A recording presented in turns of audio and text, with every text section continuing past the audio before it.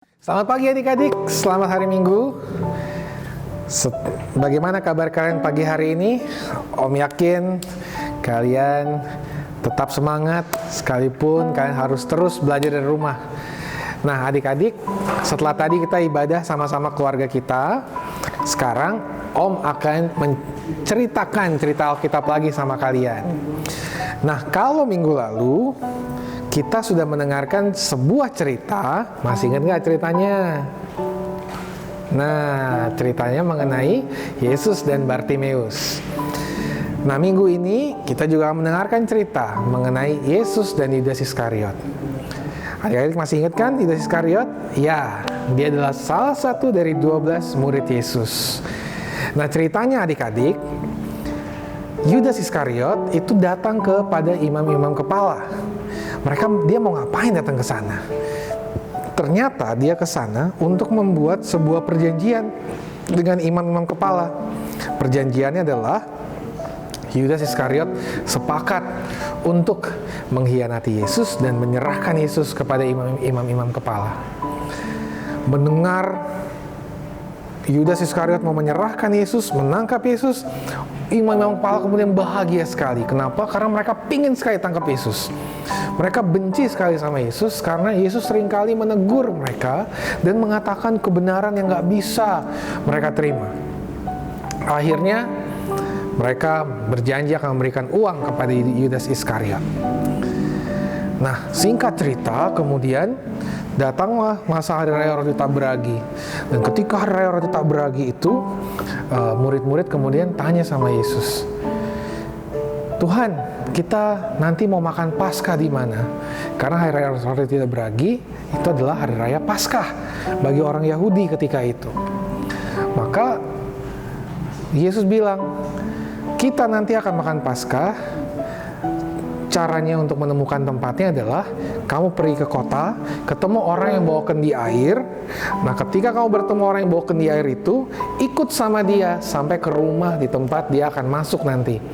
Nah, di rumah itu kamu tanya sama orang yang punya rumah, kita butuh tempat buat makan Paskah. Setelah Yesus mengatakan seperti itu, dua orang murid kemudian pergi untuk bertemu dengan si orang yang bawa kendi air itu. Ketika bertemu dengan orang yang bawa kendi air itu, kemudian murid-murid mengikuti kata Tuhan Yesus. Dia ikut sampai ke rumah di mana si orang yang bawa kendi air itu masuk. Di rumah itu kemudian dia bertanya kepada yang punya rumah, di mana tempat kita bisa makan Paskah. Akhirnya adik-adik mereka pun pergi ke tempat yang ditunjukkan oleh si pemilik rumah. Di tempat itu kemudian mereka merapikan sehingga malam harinya mereka dan murid-murid yang lain bersama dengan Yesus bisa makan Paskah bersama. Nah, malam harinya ketika mereka sedang makan Paskah bersama, Yesus kemudian berkata kepada murid-murid, salah satu di antara kalian akan mengkhianati aku. Wah, murid-murid kaget. Bukan aku ya Tuhan, bukan aku ya Tuhan. Karena mereka kaget.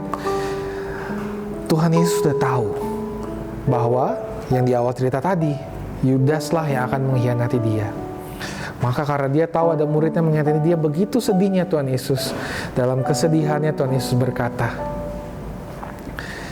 salah seorang yang mengkhianati aku, dia yang mengkhianati aku, dia adalah orang yang akan makan dengan mencelupkan roti di piringku.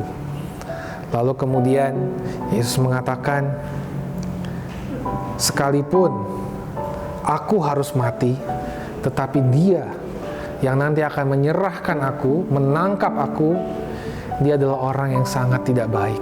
Yesus mengatakan itu karena begitu sedih hati Tuhan Yesus. Adik-adik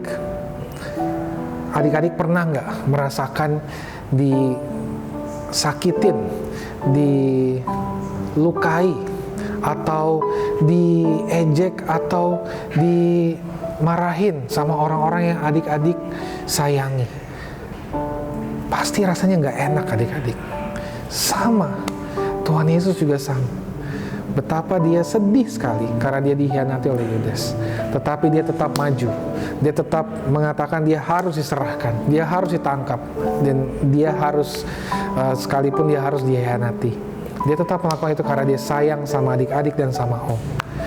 Nah adik-adik, kalau begitu bersayangnya Tuhan Yesus sama kita, ayo kita belajar juga buat sayang sama Tuhan Yesus, sayang sama Tuhan.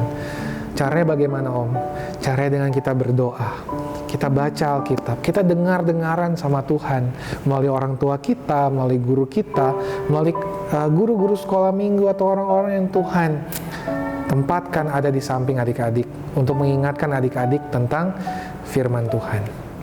Maka selamat menjalani kembali aktivitas adik-adik. Ingat untuk tetap sayang sama Tuhan, berdoa sama Tuhan, baca Alkitab, dengar-dengaran sama orang tua. Tuhan memberkati adik-adik sekalian.